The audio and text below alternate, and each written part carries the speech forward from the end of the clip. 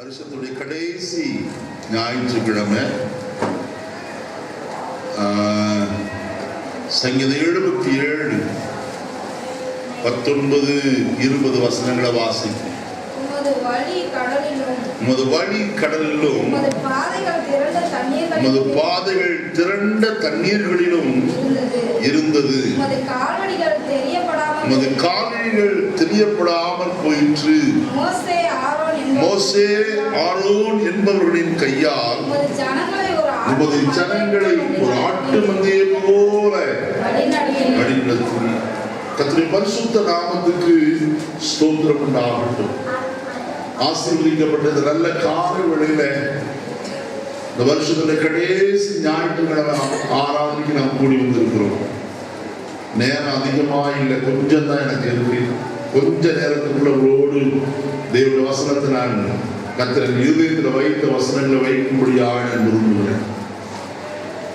இங்க கடைசி வசனம் சொல்றது 20வது வசனம். மோசே ஆரோன் என்பவர்களின் கையால் உமது ஜனங்களை ஒரு ஆட்டு மந்தையை போல என்ன செய்தீர், நான் வழி நடத்தினேன். கர்த்தர் 2014ஆம் வருஷத்தின் துவக்கத்திலிருந்து இதுவரைக்கும் இந்த கடைசி ஞாயிற்றுக்கிழமை வரைக்கும் கர்த்தர் நம்ம என்ன செய்திருக்கிறார், வழி நடத்தி வந்திருக்கிறார். எப்படி வழி நடத்தினாரா? ஒரு ஆட்டு மந்தையை போல வழி நடத்தி இருக்கிறார். கர்த்தர் செய்த காரியம் என்ன? மோசே ஆரோன் என்பவருடைய கையிலே அவர்களை அர்ப்பணித்து, நன்றாய் கவனி, தேவனுடைய ஊழியக்காரனுடைய கையிலே கர்த்தர் மந்தையை ஒப்புவித்து அந்த மந்தையை அவர்கள் நடத்தும்படியா என்ன செய்திருக்கிறார் என்றால் அது மிகையாக.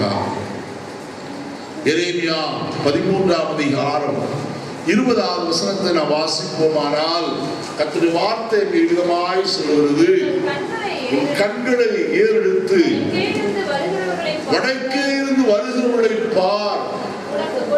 உனக்கு கொடுக்கப்பட்டிருந்த மந்தையும் உனக்கு மகிழ்ச்சியான ஆட்டுக்கிடையும் உனக்கு கொடுக்கப்பட்டிருந்த மந்தை.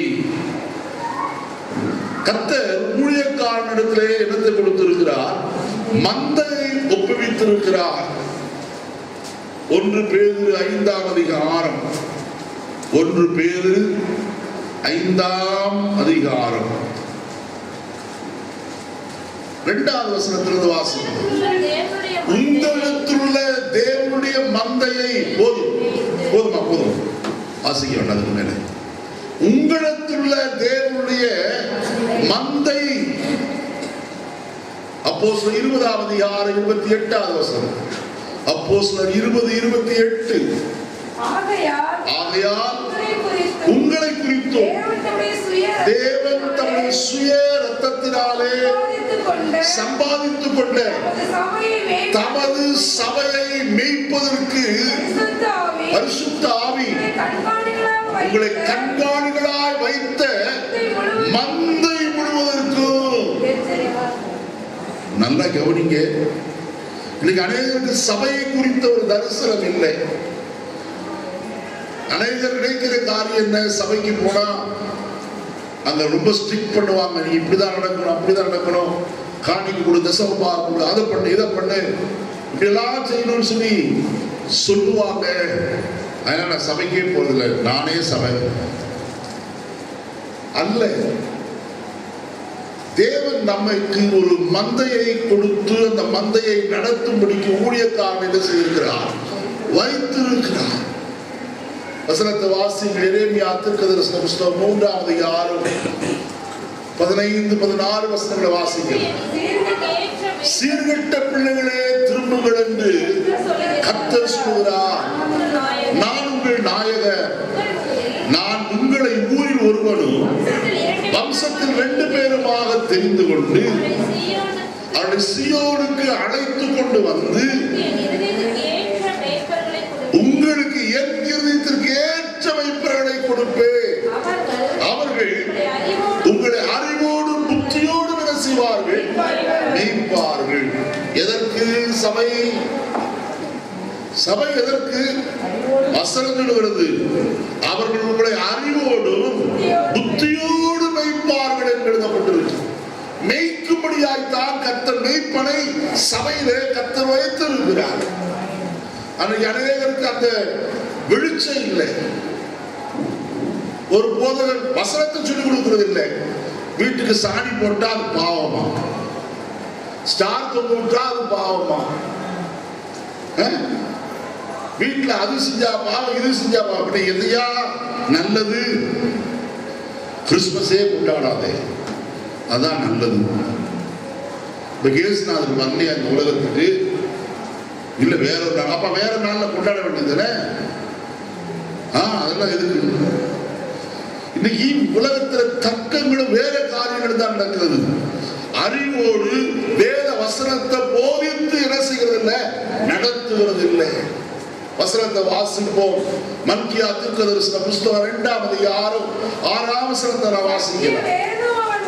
சத்திய வேதம் அவன் வாயிலே இருந்தது, அவன் இடத்தில் அநியாயம் காணப்படவில்லை, அவனுடைய சமாதானமும் யதார்த்தமாய் சஞ்சரித்து அநேகரை அக்கிரமத்தில் என்ன செய்வார், திருப்புவார். ஆசாரியனுடைய உதடுகள் அறிவை காக்க வேண்டும். வேதத்தை அவன் வாயில் என்ன செய்வார்களே. ஐயா வீட்டுல கிராமத்து வீட்டுல மண்ணு வீடு தான் இருக்கும். மண் தடை தான், ஓடக்கல்ல போட்டு தட்டி வச்சிருப்பாங்க. அதுல சாணி புள்ளன்னா என்ன ஆகும், மண்ணா பேந்து பேந்து வரும். சாணி போடுறது அம்மா கேட்க. சத்திய வேதத்தை போதிக்கிறது இல்லை. சத்திய வேதம் என்ன சொல்றது, அவருடைய அறிவோடு. எது அறிவு? வேதம் அறிவு. வேதத்தை அறிகிற அறிவு நமக்கு தேவை. இனி இதை போதியாதபடி வேறு மாறுபாடான காரியங்களை போதித்து ஜனங்களை வேறு பக்கமாய் திருப்பொருளாய் காணப்படுகிறார்கள். அவர்களும் போக மாட்டார்கள், போகிறவனையும் என்ன செய்ய மாட்டார்கள், பிரவேசிக்க விட மாட்டார்கள். வேத வசனம் சொல்வது, கர்த்தருடைய சபைக்கு மேய்ப்பனை கொடுத்து அந்த மேய்ப்பன் அறிவோடு புத்தியோடு என்ன செய்ய வேண்டும், வழி நடத்த வேண்டும். நீ இந்த வருஷம் முழுசும் எத்தனை பேர் டைரியில எழுதுறீங்களோ தெரியல, நீ எழுதின வசனத்தை கொஞ்சம் திருப்பி பாருங்க. கர்த்தர் உங்களோடு எத்தனை வசனத்தை பேசியிருக்கார். நான் எழுதிட்டு வர்றது கொஞ்சம் தான், வெறும் இன்ஸ் மட்டும் தான் எழுதிட்டு வருவீங்க. ஆனா கர்த்தர் ஞாபகம் ஊட்டுகிற வசனங்களை உங்களுக்கு சொல்லும் போது அது பக்கம் பக்கமாய் கொள்ளாது. கடந்த வாரத்துல தேனியில கர்த்தருடைய வார்த்தை பிரசங்கம் பண்ணின ஊழியக்காரர்களுக்கு அவர் சொன்னார், ஒருத்தருக்கு முடிச்ச பிற்பாடு, ஐயா இது 12 மாசம் பேசியிருக்கலாம் ஐயா, எதையே இத்தனை வசனத்தையும் 12 மாசம் பேசிருக்கேன். நான் சொன்னேன், இத்தனை வசனம் 12 மாசம் பேசுறதா? இன்னும் பேசிய முடியலையான, நான் இன்னும் பேசி என்ன செய்யல முடியல, நிறைய பேச வேண்டியது இருக்கு. இதுல நல்லா கவனிங்க, நீங்க ஆயத்தமா இருந்தா நான் இன்னும் பேசுறேன்னு சொல்றேன். அவர்களுக்கு ஆச்சரியமா இருக்கு, இத்தனை வசனம் ஐயா, அப்ப அடுத்த வாரம் நீங்க எப்படி பேசுவீங்க? அடுத்த வாரம் வசனம் வரும். இன்னும் இது சும்மா வெறுமனையா இருக்கு, எழுதி இருக்கு. அடுத்த வாரம் என்ன தெரியும் சொல்லுங்க. வசனம் எங்க இருக்குது? வசனம் இதுல இருக்கு நிறைய. பேசி பேசி மாறாது. 42 வருஷமா பிரசங்கம் பண்ணிட்டு இருக்கேன். நானும் பிரசங்கம் பண்ண பழைய பிரசங்கத்தை இப்போ எடுத்து பார்த்தேன் கொஞ்ச நாளைக்கு முன்னாடி. அது சாதாரண ஒரு பிரசங்கமா இன்னைக்கு எனக்கு தோன்றுகிறது. இன்னைக்கு பார்த்தா தெரியுது எத்தனை வார்த்தையை கர்த்தர் நமக்கு கொடுக்கிறாருன்னு. ஏன் இதுக்கு சொல்லுகிறேன், அருமையான கர்த்தருடைய ஜனமே, இன்னைக்கு சபையை குறித்த தரிசனம் இல்லாதபடிக்கு, மெய்ப்பனை குறித்த ஒரு தரிசனம் இல்லாதபடி ஜனங்கள் சீர்கட்டு போர்களாய் காணப்படுகிறார்கள். வசனம் இல்லாத இடத்துல நிச்சயமாய் ஜனங்கள் செய்வார்கள், சீர்கட்டு போவார்கள். ஏன்? வசனம் தான் ஒரு மனுஷனை பரிசுத்தப்படுத்தும், நித்திய ஜீவனுக்கு ஆயத்தப்படுத்தும். அதை மறந்து போக கூடாது. வசனம் ரொம்ப முக்கியம். வேத வாக்கியங்களை ஆராய்ந்து பாருங்கள், அவைகளால் உங்களுக்கு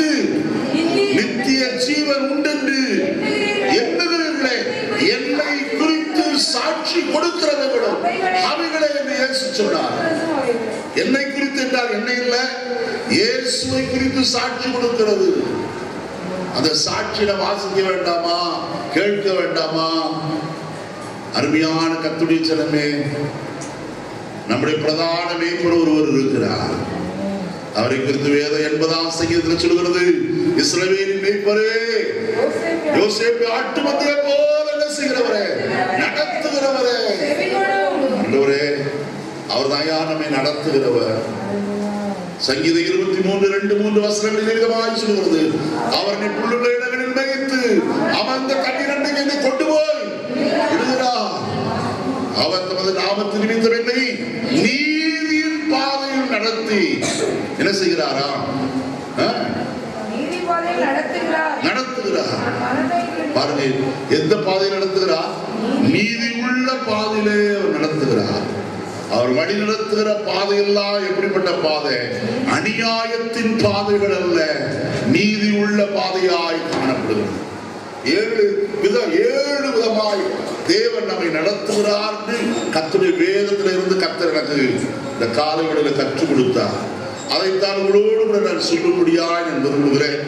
எவ்வளவு நேரம் இருக்குமோ அவ்வளவு நேரத்துக்கு கொஞ்சம் சுருக்கமாய் நான் பேச போறேன்.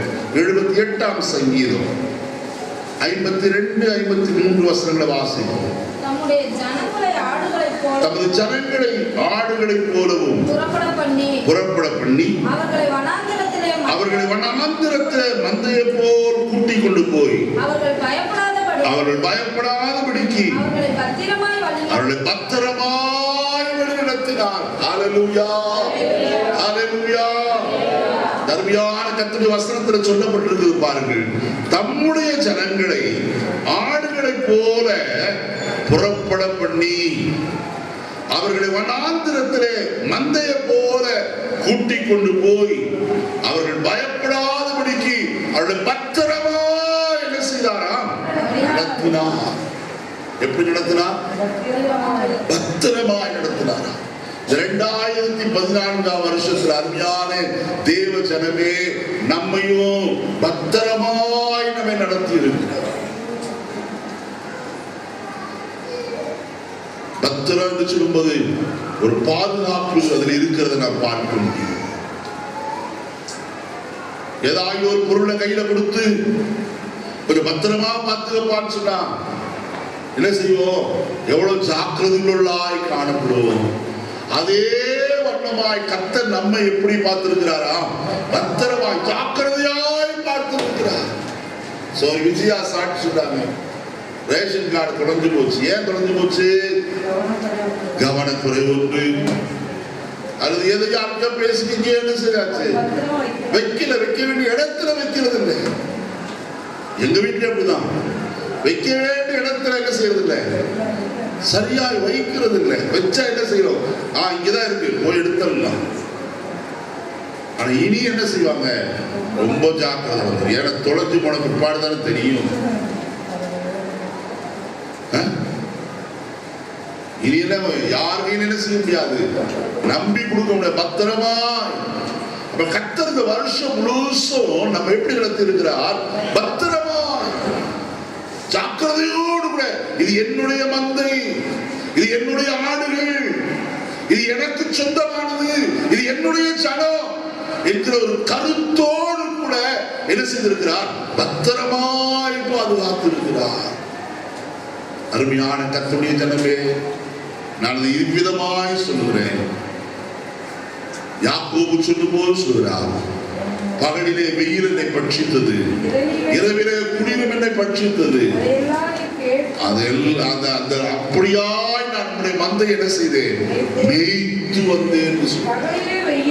பாத்தீங்களா அருமையானவர்களே, இந்த காலையோட ஒன்று சொல்கிறேன், கர்த்தர் எல்லா நேரத்திலும் நம்ம எப்படி நடத்தி இருக்கிறார்?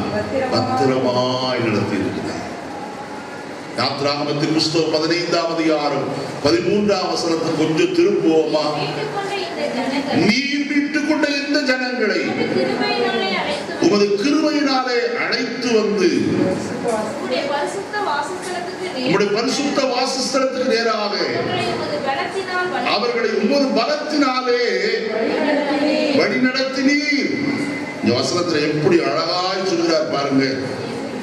நீர் மீட்டுக் கொண்ட இந்த ஜனங்களை உமது கிருபையினாலே அழைத்து வந்தி உம்முடைய பரிசுத்த வாசஸ்தலத்துக்கு நேராக அவர்களை உமது பலத்தினால் என்ன செய்வீர்? நடத்தி. பலம் என்ன பலன் இருந்தது அவருக்கு? பலன் வெளிப்பட்ட நிலைமை நாம் பார்ப்போமானால் அது மகா பயங்கரமானது. அவள் ஓங்கிய புயத்தினாலும் மகாபலத்த கரத்தினாலும் அவர்கள் என்ன செய்தாரா? விடுவித்து வனாந்திரத்தில் அவர்கள் என்ன செய்தாரா? அவளுக்கு விரோதமாக எழும்பின எல்லா சத்துருக்களையும் கர்த்தர் மடங்கடிக்க பண்ணி அவளுடைய பத்திரமாய் பாலும் தேடும் ஓடுகிற அந்த கானான் தேசத்துக்குள்ள என்ன செய்தார்? கொண்டு போய் சேர்த்தவராய் இருந்தார். நீங்க அதை கொஞ்சம் கீழே ஒரு 2 வசனம் கழிச்சு ஒரு வசனத்தை வாசிங்களேன். அந்த 13ஆம் வசனத்துக்குள்ள 15ஆவது வசனமா?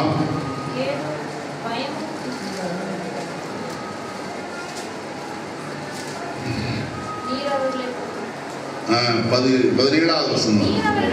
நீர் அவர்களை கொண்டு போய் கர்த்தராகிய தேவரீர் வாசம் பண்ணுகிறதற்கு நியமித்த ஸ்தானமாகிய உம்முடைய சுதந்திரத்தின் பர்வதத்திலும் ஆண்டவராகிய தேவரீருடைய கரங்கள் ஸ்தாபித்த பரிசுத்த ஸ்தலத்திலும் அவர்களை கொண்டு போய் என்ன செய்வீர்? எந்த இடத்துல? 2 காரியங்கள் சொல்றாருங்க. ஒன்று, தேவரீர் வாசம் பண்ணுகிற நியமித்த ஸ்தானம். பாத்தீங்களா? வாசம் பண்ண நியமித்த ஸ்தானம்னா அவர் தங்கி இருக்க விரும்பினார். யாரோடு கூட? அவருடைய ஜனங்களோடு கூட தங்கி இருக்க விரும்பினார். அந்த தங்கி இருக்க விரும்பின அந்த இடத்திலே அடுத்து சொல்லுகிறார், தேவரீருடைய கரங்கள் ஸ்தாபித்த பரிசுத்த ஸ்தலத்திலும் அவர்கள் என்ன செய்தீர்? நாட்டுவீர். எவ்வளோ கர்த்தர் பத்திரமாய் நடத்தி இருக்கிறார். யோசிச்சு பாருங்க. நம்முடைய காரியத்தை யோசித்தா நமக்கு நம்முடைய உள்ளம் பொங்கும். பகலிலே மேக ஸ்தம்பமோ இரவிலே அக்னி ஸ்தம்பமோ அவர்களை சூழ்ந்து கொண்டது. ஒரு நாள் விலகி போகாதபடிக்கு கூடவே காணப்பட்டதே. எவ்வளவு பத்திரமாய் நடத்தி இருக்கிறார். கர்த்தருடைய ஜனமே, இந்த வருஷம் நம்மை நடத்தின வழியை கொஞ்சம் யோசித்து பாருங்க. கர்த்தர் பத்திரமாய் நம்மை நடத்தி வந்திருக்கிறார். நம்முடைய கால்கள் நம்முடைய பாதங்கள் கல்லில் இடராதபடிக்கு கர்த்தர் நம்முடைய தூதர்களுக்கு கொண்டு என்ன செய்திருக்கிறார்? காவல் காத்திருக்கிறார். பகலிலே வெயிலாகியும் இரவிலே நிலவாகியும் என்ன செய்யவில்லையே? சேதப்படுத்தவில்லையே. உன்னை கர்த்தர் எவ்வளவு பத்திரமாய் பாதுகாத்திருக்கிறார். கண்ணின் கருமணியை போல பாதுகாத்துக் கொண்டாரே. முதலாவது யோசித்து பார்க்கும் கர்த்தருக்கு நாம் நன்றி சொல்ல கடனாளிகளாயிருக்கிறோம். 2வது காரியத்துக்குள்ள போவோம். அதே 78ஆம் சங்கீதம் 70ஆவது வசனத்திலிருந்து வாசிப்போம். தம்முடைய தாசனாகிய தாவீதை தெரிந்து கொண்டு ஆட்டு தொழுவங்களிலிருந்து அவனை எடுத்தார். தம்முடைய ஜனமாய் யாக்கோபையும் தம்முடைய சுதந்திரமாய் இஸ்ரவேலையும் மேய்ப்பதற்காக அழைத்துக் கொண்டு வந்தார். இவன் அவர்களை தன் இருதயத்தின் உண்மையின்படியே மேய்த்து தன் கைகளின் திறமையினால் அவர்களை நடத்துகிறவனாய் காணப்பட்டார். தாவீது என்று மேய்ப்பனை குறித்து கர்த்தருடைய வசனத்தில் சொல்லுகிறார். அவனை எதற்கு மேய்ப்பதற்காக அவனை அழைத்துக் கொண்டு வந்தாராம்? தம்முடைய ஜனமாய் யாக்கோபையும் தம்முடைய சுதந்திரமாய் இஸ்ரவேலையும் மேய்ப்பதற்காக அவனை அழைத்துக் கொண்டு வந்தார். வந்தவர் என்ன செய்தார்? அவன் கையில மந்தையை கொடுத்தார். அவன் எப்படி மேய்த்தானா? தன் இருதயத்தின் உண்மையின்படியே மேய்க்கிறவனாய் காணப்பட்டான். தன் இருதயத்தின் உண்மையின்படி. நல்ல கவனிக்கணும். ஓடாய் வரும்போது ஓடிவிடவில்லை. கரடி வரும்போது ஓடிவிடவில்லை. சிங்கம் வரும்போது எதிர்த்து தாடையை பிடித்து இழுத்து அது வாயை கிழித்து கொண்டு ஓடுகிறவனாய் காணப்பட்டான். எவ்வளவு நல்ல மேய்ப்பன், உண்மையின்படி மேய்க்கிறவனாய். கூலியால் ஆடுகள் தன்னுடையதல்லாதபடினாலும் தனக்கு சொந்தமில்லாதபடினாலும் ஆடுகளை விட்டு என்ன செய்கிறார்? ஓடி போகிறார். அவன் ஆடுகளுக்காக என்ன செய்ய மாட்டான்? கவலைப்படவே மாட்டான். ஆனால் தாவீதோ தன் தகப்பனுடைய ஆடுகளுக்காக கருத்துள்ளவனாய் காணப்பட்டார். இந்த காலைவெளியில நான் ஒன்று சொல்வேன் சொன்னால், தன் உண்மையின்படியே, இருதயத்தின் உண்மையின்படியே மேய்க்கிறவனாய் காணப்பட்டார். உள்ளத்திலே உண்மை இருக்க விரும்புகிறேன் என்று தாவீது சொல்லியிருக்கிறார். யோபு 33:3 வாசிக்கும் போது, என் வாயின் வார்த்தைகள் என் இருதயத்தில் உண்மைக்கு என்ன செய்யும்? ஒத்திருக்கும். அவன் உண்மை உள்ளவராய் தன் ஆடுகளை வைத்தபடினாலே தாவீது சாட்சியாய் சவுல் ராஜாவுக்கு முன்பதாய் சொல்கிறார், என் தகப்பனுடைய ஆடுகளை நான் உண்மையாய் வைத்து வந்தேன். கர்த்தர் அவனை குறித்து சாட்சி கொடுக்கும் போது இப்படியாய் சாட்சி கொடுத்தார். வசனத்தை வாசிப்போமா? அப்போஸ்தலர் நடவடிக்கைகளின் புஸ்தகம், அப்போஸ்தலர் நடவடிக்கைகளின் புஸ்தகம் 13ஆம் அதிகாரம் 36வது வசனத்தை வாசிப்போம். தாவீது தன் காலத்திலே தேவனுடைய சித்தத்தின்படியே அவருக்கு ஊழியம் செய்த பின்பு நித்திரையடைந்து தன் பிதாக்களிடத்தில் என்ன செய்யப்பட்டானா? சேர்க்கப்பட்டான் என்று எழுதப்பட்டிருக்கிறது. நல்ல கவனிங்க. எப்படி ஊழியம் செய்தார்? தேவனுடைய சித்தத்தின்படி, மனுஷ சித்தத்தின்படி அல்ல. நல்ல கவனிங்க. நான் வேறு வார்த்தை விதமாக சொல்ல விரும்புகிறேன். 1 பேதுரு 5ஆம் அதிகாரம், 1 பேதுரு 5ஆம் அதிகாரம் 2வது வசனத்திலிருந்து வாசிப்போம். உங்களிடத்தில் உள்ள தேவனுடைய மந்தையை நீங்கள் வைத்து கட்டாயமாய் அல்ல, மனப்பூர்வமாயும் அல்ல,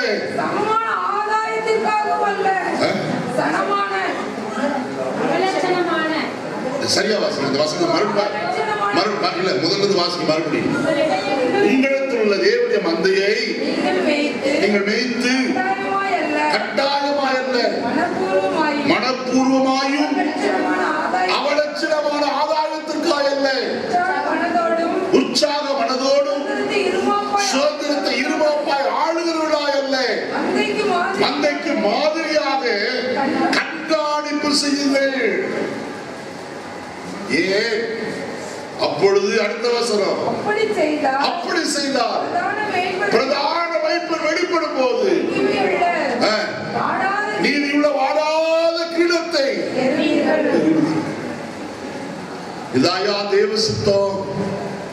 மந்தையை மேய்ப்பதற்கு காரணம் என்ன? கட்டாயமாய் அல்ல, அவலட்சணமான ஆதாயத்திற்கு அல்ல, இழிவான ஆதாயத்திற்கு அல்ல மந்தையை மேய்ப்பது. எப்படியா கையில கத்த கொடுத்த மந்தையை தேவனுடைய சமூகத்தில் கொண்டு போய் சேர்ப்பதற்காக தன் ஜீவனையும் கொடுக்க திராணி உள்ள மேய்ப்பனை கத்தர் உங்களுக்கு கொடுத்திருக்கிறார். அப்படிப்பட்ட மேய்ப்பனோடு கூட சேர்ந்து நாம் பிரயாணம் செய்வோமானால் நாம் நித்திய ஜீவனுக்குள்ள பிரவேசிக்க முடியும். கர்த்தருடைய ஜனமே, இந்த காலையில் நன்றாய் நாம் அறிந்து கொள்வோம் தேவனுடைய சத்தியத்தை, தேவனுடைய சபையை குறித்து. வசனம் எவ்வளவு தெளிவாய் சொல்லப்பட்டிருக்கிறது. அவன் தன் இருதயத்தின்படியே என்ன செய்தானா? இருதயத்தின் உண்மையின்படி மேய்க்கிறவனாய் காணப்பட்டான். 1 சாமுவேலின் புஸ்தகம் 2ஆம் அதிகாரம் 23வது வசனத்தை வாசிப்போம். 1 சாமுவேல் 2ஆம் அதிகாரம் 23வது வசனம். அவர்களை நோக்கி இப்படிப்பட்ட காரியங்களை செய்கிறது என்ன? இந்த ஜனங்கள் எல்லாரும் உங்கள் பொல்லாத நடக்கைகளை சொல்ல கேட்கிறேன்.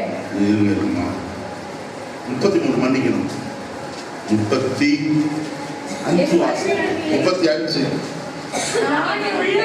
நான் என் உள்ளத்திற்கும் என் சித்தத்திற்கும் ஏற்றபடி செய்யத்தக்க உண்மையான ஒரு ஆசாரியனை எழும்ப பண்ணி அவனுக்கு நிலையான வீட்டை கட்டுவேன். அவன் என்னால் அபிஷேகம் பண்ணப்பட்டவனுக்கு முன்பாக சகல நாட்களும் நடந்து கொள்வான். ஆண்டவர் சொல்லுகிறார், ஐயா சாமுவேலிடத்துல என்ன என்று? என் உள்ளத்துக்கும் சித்தத்திற்கும் ஏற்றபடி செய்யத்தக்க உண்மையான ஒரு ஆசாரியனை எழுப்ப பண்ண போகிறேன். ஆரோன் முதற்கொண்டு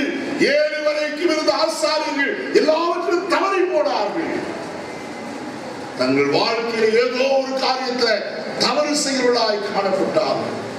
ஆரோன் முழு ஜனத்தையும் விக்கிரகத்திலேயாய் நடப்பிக்கிறவனாய் காணப்பட்டார். ஏன் இந்த பிள்ளைகளை கண்டித்தவுடன் காதலிக்கு அங்கே தன்னுடைய ஆலயத்தில் பாவம் செய்யும்படியான நிலைமைக்கிறதாய் கொண்டு போய்விட்டார். கண் சாலையாய் காணப்பட்டது நிமித்தம். ஆனால் என் உள்ளத்துக்கோ என் சித்தத்திற்கு ஏற்றபடி செய்யத்தக்க ஒரு உண்மையான ஆசாரியர்கள் என்ன செய்ய போகிறேன்? எழும்பப்பட போகிறேன். யார் அந்த ஆசாரியன்? வாசிப்போ எபிரேயருக்கு நிருபம் 3ஆம் அதிகாரம் 2வது வசனத்தை வாசிப்போமா? மோசே தேவனுடைய வீட்டில் எங்கும் உண்மை உள்ளவனாய் இருந்தது போல இவரும் தன்னை ஏற்படுத்தினவருக்கு உண்மை உள்ளவராய் இருக்கிறார்.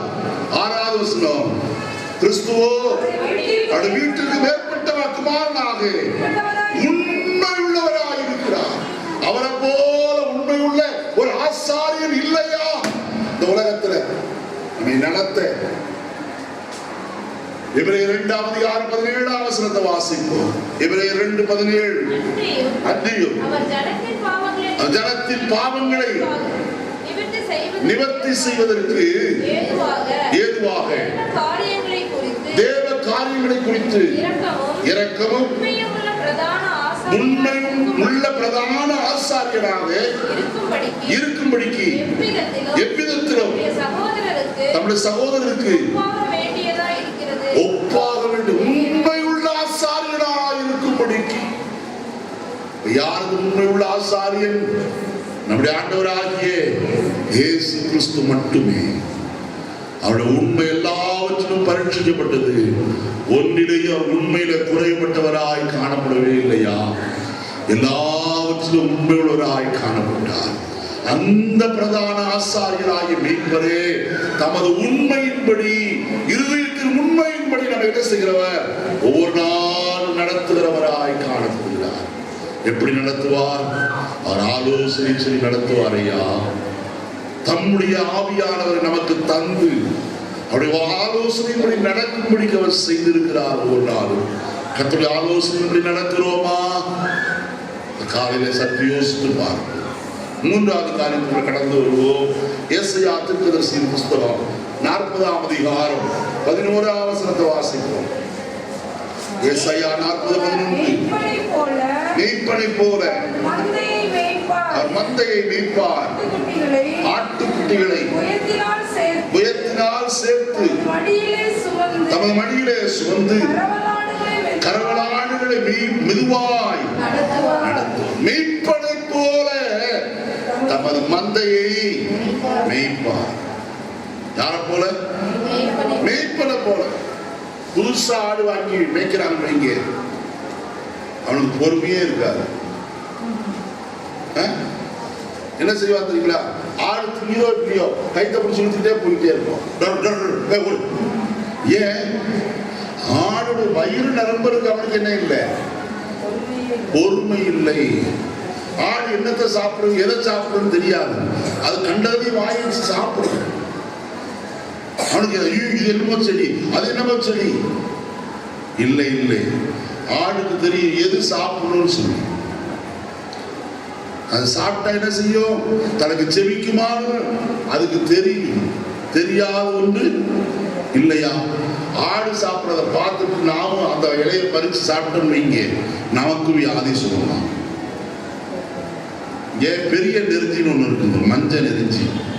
அங்கங்க நிறைய வளர்ந்து நடக்கும். இந்த பெரிய நெருஞ்சி இது ஆடு மாடு என்ன செய்யும்? நிறைய சாப்பிடும். ஏன் சாப்பிடுது? ஆகாரத்துக்காக சாப்பிடுதா? இல்லை, அது நிறைய சாப்பிடாது, கொஞ்சம் கொஞ்சம் சாப்பிடும். காலையிலையும் சாயந்தரம் அது மந்தையில போய் அடையிறதுக்கு முன்னாடி அதை சாப்பிடும். ஏன் சாப்பிடுதுன்னா, அது சாப்பிடும் போது கல்லெல்லாம் நிறைய போயிடும். புல்லோட வைக்கலோட எல்லாத்தையோட மண்ணும் போயிடும். இந்த மண்ணெல்லாம் கல்லெல்லாம் வெளியே வர்றதுக்காகத்தான் இந்த மஞ்சள் நெருஞ்சி என்ன செய்யுது? அது சாப்பிடும். நமக்கு தெரியுமா? ஒரு ஆட்டு மெய்ப்படத்துல கேட்டபோது, ஏன் இதெல்லாம் சாப்பிடுது? இது என்ன இப்படிப்பட்டதெல்லாம் சாப்பிட்டா எப்படி? இது சாப்பிட்டா இது நீங்களும் சாப்பிட்டு பாருங்க, உங்க இதுல இருக்கிற கல்லெல்லாம் என்ன செஞ்சிருக்கும்? வெளியே. அது எப்படியா சாப்பிடலாம்? அதை அப்படியே பிடுங்கி அதை கழுவி ஒரு தண்ணியில போட்டு நல்லா அலசினீங்கன்னா பொல பொல பொல பொலன்னு வந்துருது. வந்த பிற்பாடு கொஞ்சம் இளநீல ஊற்றி நீங்க குடிச்சு பாருங்க, உங்க உள்ளுக்குள்ள இருக்கிற கல்லெல்லாம் என்ன செய்யும், வெளியே வந்துடும். ஒரு பாஸ்டர் டெஸ்ட் பண்ணிட்டு சொன்னாரு, பாஸ்டர் உண்மை பாஸ்டர், யோசிச்சு பாருங்க. அதுக்கு எப்படி தெரியும்? நம்ம டாக்டர்கிட்ட போறோம், இந்த கல்லு வந்துருச்சு பாஸ்டர் டாக்டர் அப்படின்னு, நம்ம ஃபீஸ் கொடுத்து மருந்து வாங்கி சாப்பிடுறோம். அது ஃபீஸ் இல்லாமல் என்ன செய்யுது, மருந்தை சாப்பிடுது. உலகத்துல பாருங்க எப்படி மந்தையை மேய்க்கிற மேய்ப்பன் பொறுமையோடு கூட என்ன செய்கிறார், மேய்க்கிறவனாய் காண. என்ன சாப்பிடுவோ சாப்பிடும், தீமையானது என்ன செய்யாது, சாப்பிடாது. அது சரியாய் மேய்க்கிறவனாய் காணப்படுகிறான். இங்க 3 காரியத்தை சொல்லுகிறார்.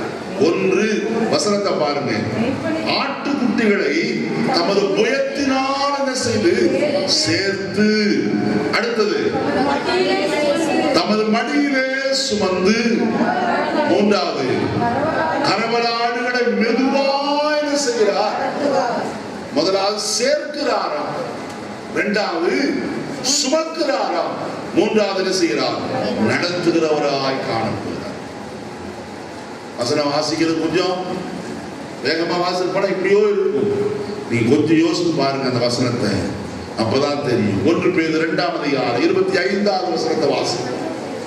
1 பேதுரு 2:25. சிதறந்த ஆடுகளைப் போல இருந்தீர்கள், இப்பொழுதோ ஆத்துமாக்களுக்கு மேய்ப்பரும் கண்காணியுமானவரிடத்தில் திருப்பப்பட்டிருக்கிறீர்கள். நல்லா கவனிங்க. சேர்க்கிறது எதை சேர்ப்பார்கள், சிதறுண்டதை சேர்ப்பார்கள். இங்க வசனம் என்ன சொல்கிறது, சிதறுண்ட ஆடுகளை போல இருந்தீர்கள், இப்பொழுதோ உங்கள் ஆத்துமாக்களுக்கு கண்காணியும் மேய்ப்பருமானவரிடத்தில் என்ன செய்யப்பட்டிருக்கிறீர்கள், திருப்பப்பட்டு சேர்க்கப்பட்டிருக்கிறீர்கள். ஏன் சிதறி போனோம்? ஓனாய் வந்ததை கண்டு ஆடுகள் என்ன செய்தது, சிதறி போயிற்று. வசனத்தை வாசி. ஏசாயா 53ஆம் அதிகாரம் 6வது வசனம். ஏசாயா 53:6. நாம் எல்லாரும் ஆடுகளைப் போல வழி தப்பி திரிந்து அவனவன் தத்தன் வழியிலே எப்படி வழி தப்பினாங்களா? மெய்ப்பன் நடத்துகிற வழியில அவன் நடக்கிற, இது தங்கனா போச்சு. சில ஆடுகளை பாருங்க, கழுத்துல முக்கோணம் மாதிரி ஒண்ணு கட்டி தொங்கோட்டு இருப்பாங்க. எத்தனை பேர் பாக்குறீங்களோ தெரியல ஆடுகளை. சில ஆட்டுக்கு என்ன செய்வாங்க, நீளமா குச்சி வச்சு கட்டி இருப்பாங்க. ஏன்? இது சரியா மீட்பனுக்கு கீழ்ப்படியாம அடுத்த மந்தையும் அடுத்த தோட்டத்துல இருக்கிற விளைச்சல போய் சாப்பிட போகும். அதனால அந்த கம்பை கட்டிட்டா அந்த வேலிக்குள்ள என்ன செய்ய முடியாது, போக முடியாது, எட்டி தாவ முடியாது. தாவினா அப்புறம் அப்படி தொங்கிட்டே இருக்க வேண்டியதுதான். அதுக்குதான் என்னது, குச்சி. இங்க வசனத்துல சொல்றாரு, அவனவன் தன் வழியிலே தன் வழியிலே போன. எப்படி? வழி தப்பி திரிந்து. அப்ப ஆடுகள் மந்தையோடு நடக்கவில்லை, மந்தையை விட்டு வேறு இருந்து தன் இச்சையின்படி நடந்தபடியினாலே அது வழி தப்பி போயிற்று. அதையெல்லாம் என்ன செய்தாராம், சேர்த்தார். எசேக்கியேல் 34ஆம் அதிகாரம் 12வது வசனம். அவைகளை ஒரு மேய்ப்பன் சிதறுண்ட தன் ஆடுகளை நடுவே இருக்கிற நாளில் மத்தையை தேடிக் கொண்டிருக்கிறது போல நான் என் ஆடுகளை தேடி மப்பும் மந்தாரமான நாளிலே அவர்கள் சிதறுண்டு போன எல்லா இடங்களிலும் இருந்து அவர்களை தப்பி வர பண்ணி பாருங்க எப்படி போனாங்களா, சிதறுண்டு போயிற்று. அங்கே போய்விட்ட ஆடுகளை இப்பொழுது மெய்ப்பன் என்ன செய்கிறார், கூட்டி சேர்க்கிறவனாய் காணப்படுகிறார். இந்த காலையில் அருமையான கர்த்தருடைய ஜனமே, காணாமல் போன ஆடுகளை போலும் காணப்பட்டோம். லூக்கா 15ஆம் அதிகாரத்தில் வாசிக்கிறோம், ஒரு மெய்ப்பனுக்கு 100 ஆடுகள் இருந்தது. 2-3 வசனங்களில அவன் வனாந்திரத்தில் வைத்துக் கொண்டிருந்த போது ஒரு ஆடு காணாமல் போயிற்று. அவன் 99 ஆடுகளை வனாந்திரத்தில் விட்டு அந்த ஒரு ஆட்டை தேடி கண்டுபிடித்து அவைகளை தன் தோளின் மேல் வைத்து சுமந்து அவன் மந்தைக்கு கொண்டு வருகிறவனாய் காணப்பட்டான். கர்த்தருடைய ஜனமே, அவன் சேர்க்கிறவன், அவன் சுமக்கிறவன். அது மாத்திரமல்ல, மந்தை என்ன செய்கிறவன்? மெதுவாய் நடத்துகிறவன். ஆதியாகமத்தின் புஸ்தகம் 33ஆம் அதிகாரம், ஆதியாகமம் 33, 13, 14 வசனங்களை வாசிக்க வேகமாய். அதற்கு அவன் பிள்ளைகள் இளம்பிள்ளைகள் என்றும் கறவையான ஆடு மாடுகள் இடத்தில் இருக்கிறது என்றும் என் ஆண்டவனுக்கு தெரியும். அவர்களை ஒரு நாளாவது துரிதமாய் ஓட்டினார், மந்தையெல்லாம் என்ன செய்யும்? ஆண்டு போகும். என் ஆண்டவனாகிய நீர் சேயீருக்கு பார்மளவும் எனக்கு முன் நடக்கிற மந்தைகளில் கால் நடைக்கும் பிள்ளைகளின் கால் நடைக்கும் தக்கதாக அவர்கள் மெதுவாய். ஹல்லேலூயா. யோசித்து பாருங்கய்யா, யாக்கோபு சொல்கிறார், நான் இந்த ஆட்டு மந்தை எப்படி நடத்துவேன்? மெதுவாய் நடத்துவேன். ஏன்? ஒரு நாள் துரிதமாய் ஓட்டினால் மந்தை முழுவதும் என்ன செய்யும்? ஆகினால் நான் என்ன செய்ய போறேன்? ஆடுகளின் கால்நடைக்கும் பிள்ளைகளின் கால்நடைக்கு தக்கதாய். அது எப்படி நடக்குதோ அதை போல நானும் நடப்பையா. கர்த்தருடைய மக்களே, நீங்க எப்படி நடந்தீங்களோ அதுக்கு ஏற்றபடி அவர் உங்களோடு சேர்ந்து நடக்கிறவராய் காணப்பட்டிருக்கிறார். அவர்களை மெதுவாய் நடத்தினார், துரிதமாய் நடத்தவில்லை, வேகமாய் போய் என்று சொல்லவில்லை, மெதுவாய் நடத்துகிறவராய் காணப்பட்டார். துரிதமாய் ஓடினவனுடைய கதை என்ன தெரியுமா? விழுந்து போனான், விழுந்து நடக்கிறான். வேகமாய் வேகமாய் வேகமாய் என்று சொன்னவன். நல்ல கவனிங்க, கர்த்தர் ஒரு நாள் துரித ஓட்டத்தை விரும்புகிறவர் அல்ல.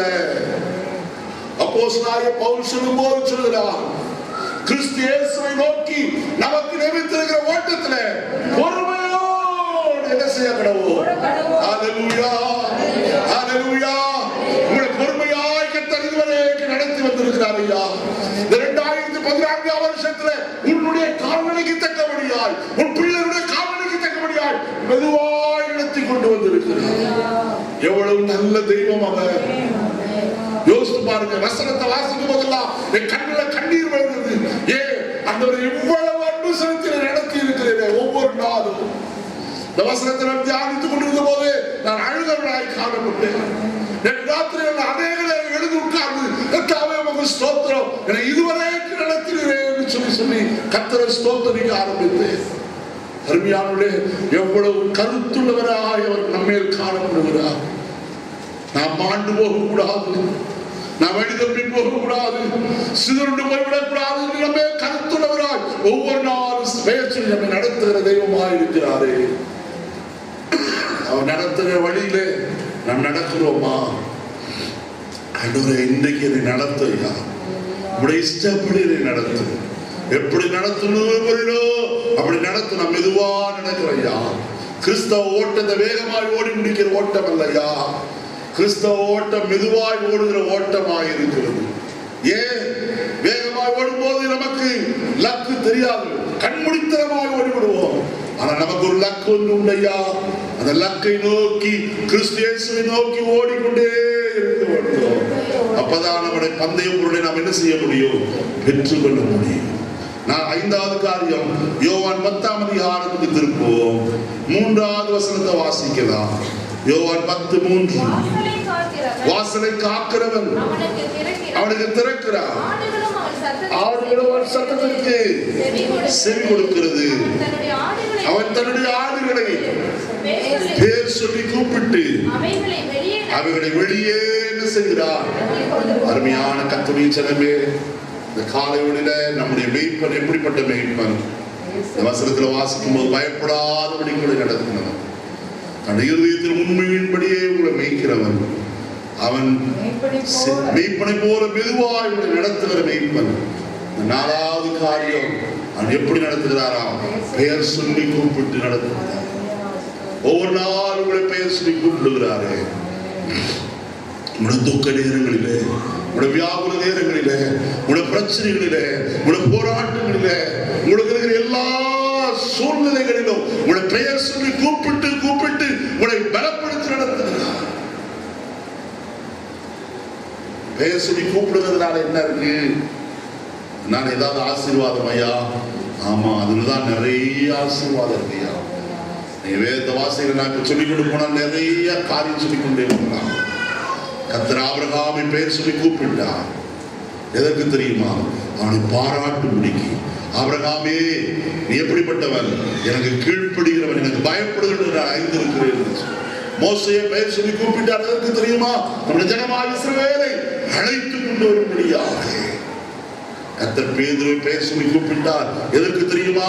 ஒரு பெரிய மந்தையை பொறுப்பாய் மேய்க்கும்படியாக. மாத்திரமல்ல, தான் எவ்வளவு மற்றவர்களை பார்க்க அன்பு வைத்திருக்கிறான் என்பதை பரிசோதிக்கும்படியாக. கல்லறை தோட்டத்தில் அழுது கொண்டிருந்த மரியாதை பெயர் சொல்லி கூப்பிட்டார். அவருடைய அழுகையை, துக்கத்தை நிறுத்தும்படியாக. லாசருவை பெயர் சொல்லி கூப்பிட்டார். எதற்கு தெரியுமா? ஜீவனை கொடுக்கும்படியாக. இந்த காலையில் உங்களையும் பெயர் சொல்லி அழைக்கிற ஒருவர் உண்டு. ஒவ்வொரு நாள் உங்களுடைய பெயரை அறிந்திருக்கிறவர். உங்கள் பெயர் மறக்கலையா? அநேகருடைய பெயர்களை அவர் ஞாபகத்தில் வைத்திருக்கிறார். அவருடைய பெயர் சொல்லி கூப்பிடுகிறார். ஒருவேளை உங்களுடைய வீட்டில் கூப்பிடுற பெயரை கொண்டு கூட அழைக்கலாம் கர்த்தர். அவர் உங்களை அழைக்கிற கர்த்தர். உங்களுடைய பெயர் சொல்லி கூப்பிடுகிறார். அவருடைய தன்னுடைய இருதயத்தின் அன்பை அவர் என்ன செய்கிறார்? அந்த பெயர் சொல்லி கூப்பிடுகிறது ஆத்திரமாய் வெளிப்படுத்துகிறவராய் காணப்படுகிறார். பெயர் சொல்லி கூப்பிடுகிற மேய்ப்பன் உங்களை நடத்துகிறவராய் இருக்கிறார். நீ இப்படி போப்பா, இப்படி நட, இதை செய்யுங்கவர் சொல்லுகிறார். 5வது காரியம், வசனத்தை வாசிப்போ. யோவான் 10ஆம் அதிகாரம் 4வது வசனத்தை வாசி. அவன் தன்னுடைய ஆடுகளை வெளியே விட்ட பின்பு அவளுக்கு முன்பாக நடந்து போகிறான். ஆடுகளை வெளியே விட்ட பின்பு அவன் செய்த காரியம் என்ன? அவன் அவர்களுக்கு முன்னே என்ன செய்கிறான்? நடந்து போறான். 27வது வசனம் சேர்த்து வாசிப்போம். 10:27. என் ஆடுகள் என் சத்தத்திற்கு செவி கொடுக்கிறது. நான் அவைகளை என்ன செய்திருக்கிறேன்? அறிந்திருக்கிறேன். அவைகள் எனக்கு என்ன செய்கிறது? பாருங்க, வசனத்தில் நான் வாசிக்கும் போது மேய்ப்பன் முன்னாக கடந்து போகிறான். ஆடுகள் அவன் சத்தத்தை அறிந்திருக்கிறபடியினால் அவனுக்கு பின் செல்கிறது. நல்ல கவனிங்க. முன்னே போகிற ஒருவன் தன் மந்தை என்ன செய்கிறவன்? நடத்துகிறவனாய் காணப்படுகிறான். ராணுவத்தில் பாருங்க, சோல்ஜர் முன்னாடி விடுறதில்லை. யார் தான் முன்னாடி போறது? தளபதிகள் தான் நடத்துகிறவர்களாய் முன்னே நிற்கிறார்கள். ஏன்? அவன் தன் ஜீவனையும் பொருட்படுத்தாதபடிக்கு தன் பின்னே இருக்கிற அந்த பெரிய பட்டாளத்திற்கு அவன் யாராய் இருக்கிறான்? மாதிரி உள்ளவனாய் இருக்கிறான். தன் பட்டாளத்தில் இருக்கிற அந்த வீரர்களை அவன் உற்சாகப்படுத்தி அவளை வழிநடத்தி கொண்டு போகிறான். முன்னே எத்தனையோ பெரிய சேலை கடந்து வரலாம். ஒருவேளை பெரிய சண்டை நடந்து கொண்டிருக்கலாம். ஆனாலும் பயப்படாதபடிக்கு, இவர்களும் பயந்து விடாதபடிக்கு அவன் முன்னே என்ன செய்கிறான்? மாதிரியாய் நடந்து கொள்ளும். நான் இந்த காலைகளில் ஒன்று சொல்கிறேன், அவர் நம்மை மாதிரியின் வழியிலே நம்மை நடத்துகிறவர். அவரை பின்பற்றுவதற்கு ஒரு மாதிரியாய் அவர் கடந்து போகிறார். வசனத்தில் வாசிக்கிற விதமாய் 1 பேதுரு 2ஆம் அதிகாரம் 21ஆம் வசனத்தை வாசிப்போம். 1 பேதுரு 2:21.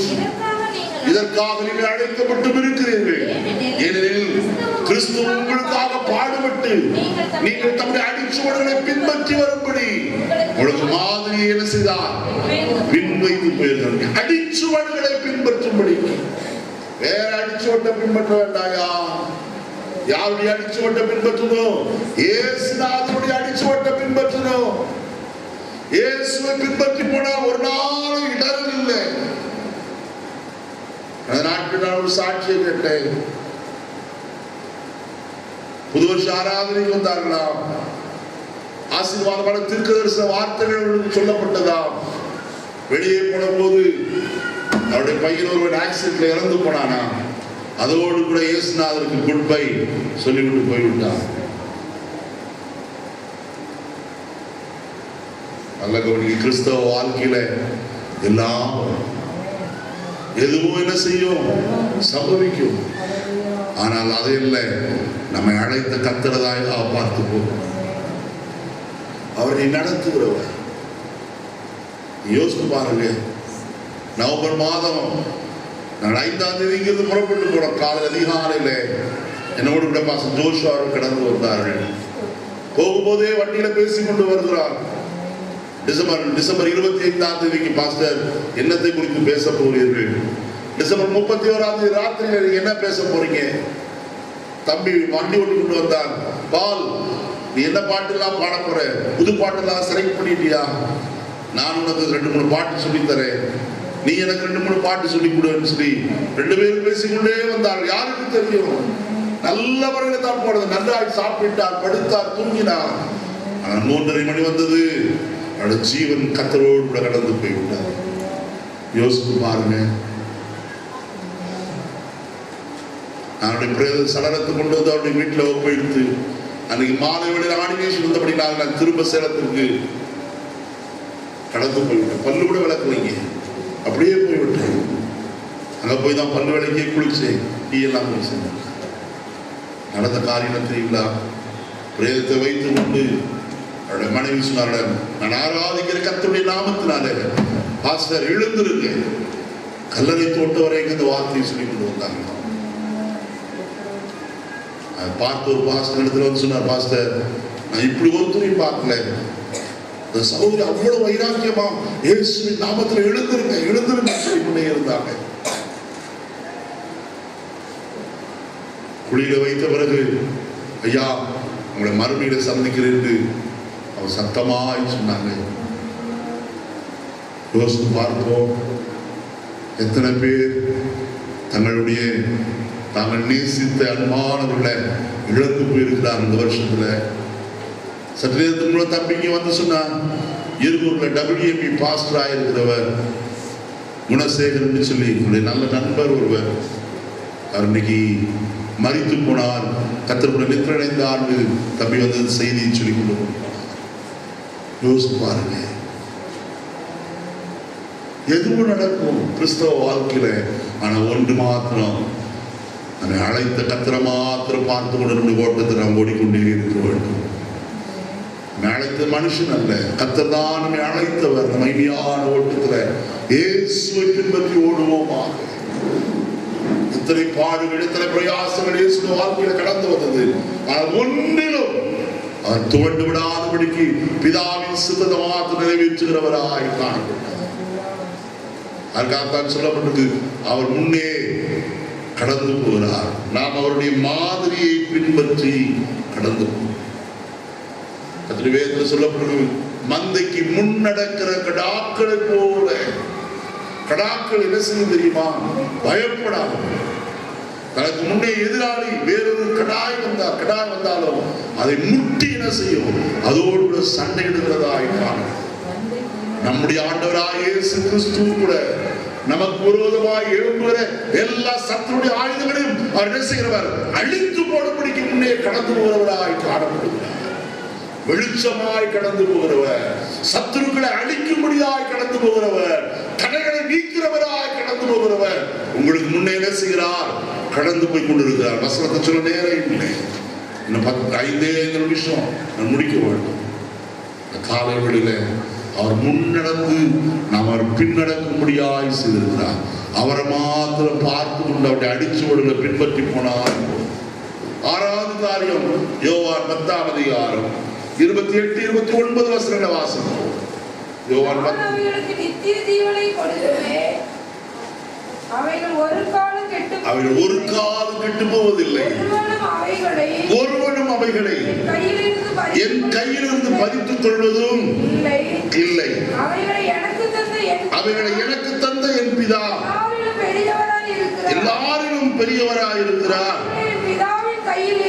என் பிதாவின் கையிலிருந்து பறித்துக் அதுக்குள்ள ஒருவனாலும் என்ன செய்ய முடியாது, கூடாது. நல்ல கவனிங்க, நாம் யாருடைய கையில் இருக்கிறோம்? கர்த்தருடைய கையிலே காணப்படும். இஸ்ரவேல் வீட்டாரே, நீ கர்த்தருடைய கையில் இருக்கிற களிமண் என்று சொல்லி எரேமியா தீர்க்கதரிசி மூலமாய் கர்த்தருடைய வார்த்தை வந்தது. நம்முடைய கையிலே காணப்படுகிறவர்கள். சங்கீதம் 100 வாசத்தை இன்னைக்கு அந்த 3வது வசனத்தை வாசிப்போமா? சங்கீதம் 100 கர்த்தரே தேவன் என்று அறியுங்கள், நாம் அல்ல, அவரே நம்மை உண்டாக்கினவர், நாம் அவர் ஜனங்களோ அவர் மேய்ச்சலின் ஆடுகள், நாம் அவர் ஜனங்களோ அவர் மேய்ச்சலின் ஆடுகளுமாயிருக்கிறோம். 79ஆம் சங்கீதம் 13ஆம் வசனம்.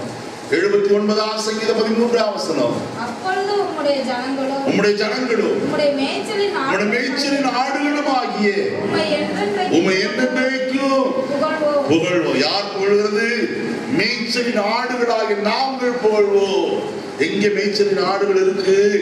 95ஆம் சங்கீதம் 7ஆம் வசனம். அவர் நம்முடைய தேவன், நாம் அவர் மேய்ச்சலின் ஜனங்களும் அவர் கைக்குள்ளான ஹல்லேலூயா, ஹல்லேலூயா, ஹல்லேலூயா. அவருடைய கைக்குள்ளே இருக்கிற ஆடுகள் ஐயா. கர்த்தர் பத்திரமாய் ஆடுகளை எங்கே வைத்திருக்கிறார்? தன்னுடைய கைக்குள்ளே வைத்திருக்கிறார். ஆயினத்தான் வசனத்துல வாசித்தோம் தெரியுங்களா? 79ஆம் சங்கீதத்துல நான் வாசித்தோம், இவன் தனது உண்மையின்படியே இருதயத்தின் உண்மையின்படியே வைத்து தன் கைகளின் திறமையினால் அவர்கள் என்ன செய்வார்? ஹல்லேலூயா. அவருடைய கையில் என்ன இருக்கு? திறமை இருக்கையா. உன்னை உருவாக்கும் திறமை, உன்னை சீர்படுத்துகிற திறமை, உன்னை உயர்த்துகிற திறமை, உனக்கு ஐஸ்வர்யத்தை கொடுக்கிறதுக்குரிய திறமை, உனக்கு விரோதமாய் வருகிற சத்துருக்களை முற்றிலுமாய் மடங்கடிக்கிற திறமை யார் கையில் இருக்கு? கர்த்தருடைய கையிலே இருக்கிறது. அவர் திறமைசாலி. வசனத்தை எப்படியெல்லாம் வாசம் தெரியும் பாருங்க. வசனத்துடைய ஆழத்துக்குள்ள போனாதாயா தெரியும் எவ்வளவு மேன்மை அதில் இருக்கு. கர்த்தர் தம்முடைய திறமையை கையில் என்ன செய்திருக்கிறார்? அருமையானவர்களே, ஸ்பெஷலிஸ்ட் சொல்றாங்க, அதுல ஸ்பெஷலிஸ்ட், இதுல ஸ்பெஷலிஸ்ட். கர்த்தர் எல்லாத்துலயும் ஸ்பெஷலிஸ்ட். அவரை போல திறமைசாலி வேற யாருமே இல்லையா? அவருடைய கைக்குள்ள இருக்கிறேன். அவருடைய கேடு, ஆண்டவரே என் கையில் உம்முடைய கையில நான் இருக்கிறேன், என்னை என்ன செய்யணுமோ அதை செய்ய ஐயா. சத்துரு அக்னியாஸ்திரங்களை எய்யும் போதெல்லாம் ஆண்டவர் அவர்கள் என்ன செய்கிறாரா? அவித்து போடுகிறார். கர்த்தர் வேதம் சொல்லுது, அவன் அக்னியாஸ்திரங்களை எய்து கொண்டே இருக்கிறார். ஆண்டவர் அவர்கள் எல்லாவற்றையும் என்ன செய்கிறார்? அவித்து போடுகிறார். கர்த்தருடைய பிள்ளையை பயப்படாது. பிசாசை கண்டு ஒரு நாளும் நீ தோண்டு போகாது. அவன் எவ்வளவு கொடிதான காரியங்களை நமக்கு விரோதமாய் செய்தாலும் கர்த்தர் ஒருவரே ஜெயாளியாய் காணப்படுகிறார். அவர் நம்மோட இருக்கிறார். முடிவில் நாம் தான் ஜெயத்தின் கொடி என்ன செய்ய போகிறோம்? உயர்த்த போகிறோம். இந்த வருஷத்தின் கடைசியில நம்மை நிமிர்ந்து நிற்கப்பட போகிறார். எப்படி? பாலசிங்கத்தை போல, சாதாரணமானவர்களாக இல்லை, பாலசிங்கத்தை போல தலையை நிமிர்ந்து நடக்கும்படியாய் கர்த்தர் செய்வார். பயப்பட வேண்டாம், தைரியமாயிருங்கள். கடைசி ஒரு காரியத்தை நான் சொல்லி முடிக்க போறேன். எசேக்கியேல் தீர்க்கதரிசன புத்தகம் 34ஆம் அதிகாரம் 14ஆம் வசனத்தை வாசிப்போம். அவர்கள் நல்ல மேய்ச்சலிலே மேய்ப்பேன், இஸ்ரவேலுடைய உயர்ந்த மலைகளின் மேல் அவர்களுடைய தொழுவம் இருக்கும். அங்கே அவைகள் நல்ல தொழுவத்தில் என்ன செய்யும்? படுத்துக் கொள்ளும். இஸ்ரவேலின் மலைகளின் மேல் நல்ல மேய்ச்சலை மேயும். என் ஆடுகளை நான் மேய்த்து அவைகளை மடக்குவேன் என்று கர்த்தராகிய ஆண்டவர் சொல்லுறீங்க. வசனத்துல பாருங்க, இஸ்ரவேல் உயர்ந்த மலைகளின் மேல் அவருடைய தொழுவம் இருக்கும். தொழுவம் சபையை காட்டுகிறது. அது எங்கே இருக்கிறதா? உயர்ந்த இடத்திலே காணப்படுகிறது. உயர்ந்த இடத்துல இருந்தா என்ன நடக்கும்? அது ஒரு பாதுகாப்பியா? என்னது பாதுகாப்பு? கீழே பள்ளத்துல இருக்கும்போது தண்ணீர் வந்து அடித்து எல்லாம் போகுது. இன்னைக்கு மலேசியன் பிரதமர் அமெரிக்காவுக்கு போய் அங்க கோல்ஃப் விளையாடிட்டு இருந்தாராம்.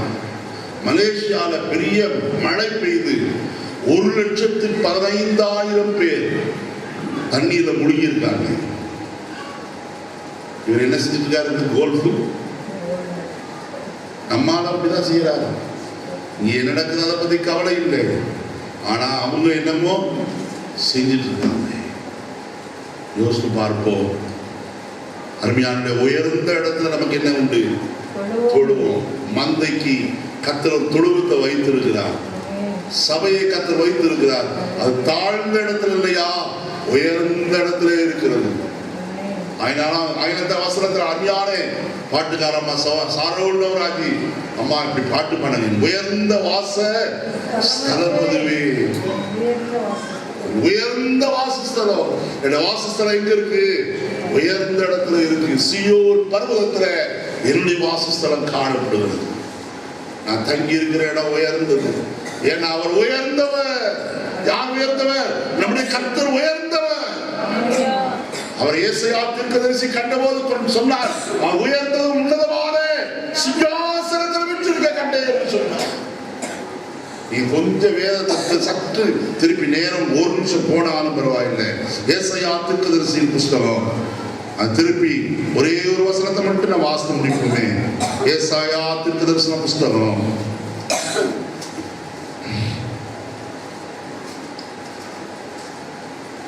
2ஆம் அதிகாரம் 2ஆம் வசனத்திலிருந்து வாசிப்போம். கடைசி நாட்களில் கர்த்தருடைய ஆலயமாகிய பர்வதம், பர்வதங்களின் கொடுமுடியிலே நிறுத்துக்கமா. கடைசி நாட்களிலே கர்த்தருடைய ஆலயம் பர்வதங்களின் கொடுமுடியில். அப்படின்னு என்ன அர்த்தம்? பர்வதத்துடைய பாதியிலோ அங்கே இல்ல, அந்த கொடுமுடியில உச்சியில. கர்த்தர் மோசையை பார்த்து சொன்னார், மோசையே நீ பர்வதத்துல ஏறி வா, நான் கொடுமுடியிலே என்ன செய்வேன். இந்த கொடுமுடி இல்ல, எந்த கொடுமுடி? காங்கேயம் பக்கத்துல ஒரு கொடுமுடி ஒண்ணு இருக்கு, அந்த ஊருக்கு இல்ல. பர்வதங்களின் கொடுமுடியிலே நான் இருப்பேன். அங்கே நான் என்ன செய்வேன்? சந்திப்பேன். உன்னோட நான் என்ன செய்வேன்? பேசுவேன். இந்த கணத்தை நடத்த வேண்டிய ஆலோசனை தருவேன். கர்த்தருடைய மக்களை இந்த காலவெளியில பாருங்க. கடைசி நாட்களில் கர்த்தருடைய ஆலயம் பர்வதங்களின் கொடுமுடியில் என்ன செய்யப்படும்? ஸ்தாபிக்கப்பட்டு அவைகளுக்கு மேலாக என்ன செய்யப்படும்? இன்னும் உயர்த்தப்படும். சகல ஜாதிகளும் அதற்கு ஓடி வருவார்கள். திரளான ஜனங்கள் புறப்பட்டு வந்து நான் கர்த்தருடைய ஆலயத்திற்கும் யாக்கோபின் தேவனுடைய ஆலயத்திற்கும் போவோம் வாருங்கள். அவர் தமது வழிகளை நமக்கு போதிப்பார், அவர் பாதைகளில் நாம் நடப்போம் என்பார்கள். ஏனெனில் சீயோனிலிருந்து வேதமும் எருசலேமிலிருந்து கர்த்தருடைய வசனமும் என்ன செய்யும்? ஹல்லேலூயா. ஏயா உயர்ந்த மலையில கர்த்தர் சபையை வைத்திருக்கிறார். வசனம் இருக்கு, அங்கே வேதம் இருக்கு. ஐயா சாணி போடாதுன்னு சொல்ற வேலை இல்லை. அதை நீ செஞ்சாலும் சரி, செஞ்சாம போனாலும் அதை பத்தி எனக்கு கவலை. இந்த வேத வசனம் தான் சொல்லி கொடுக்கும். எத்தனை கதை சொல்லியிருக்கேன் இன்னைக்கு சொல்லுங்க பார்க்கலாம். எதை கதை சொன்னா கதை சொல்ல வேண்டிய அவசியம் இல்லையா? வேத வசனம் அவ்வளவு இருக்கு, சொல்லிட்டே போலாம். நான் இன்னைக்கு 4 மணிக்கு பிரசங்கம் பண்ணணுமா? நீ உட்கார்ந்து மட்டும் இருக்கு. கர்த்தருடைய கிருபையினால வசனத்தை பேசிக்கொண்டே இருக்கு. கர்த்தர் அவ்வளவு வசனத்தை கொடுத்திருக்கிறார். இந்த காலையில் அருமையான கர்த்தருடைய பெருமைக்காய் சொல்லவில்லை, தேவ சமூகத்தில் மிகுந்த நடுக்கத்தோடு பயபக்தியோடு விடுத்த வார்த்தைகளை சொல்லுகிறேன். கர்த்தருடைய வேதம் அவ்வளவு கேட்க கேட்க இனிமையானது, நேரம் போகாதையா. இந்த காலைவெளியில ஒன்று முடிவு சொல்கிறேன். சீயோனிலிருந்து என்ன வருதா? வேதமும் எருசலேமிலிருந்து கர்த்தருடைய வசனமும் என்ன செய்யும்? அங்கிருந்து வருதுங்க. சீயோன் பர்வதத்திலிருந்து. சீயோனிலே தேவன் என்ன செய்திருக்கிறார்? 48ஆம் சங்கீதத்தை முதல் வசனத்தை வாசிங்க. 48ஆம் சங்கீதம் முதல் வசனம். கர்த்தர் பெரியவர், அவர் நமது தேவனுடைய நகரத்திலும் தமது பரிசுத்த பர்வதத்திலும் மிகவும்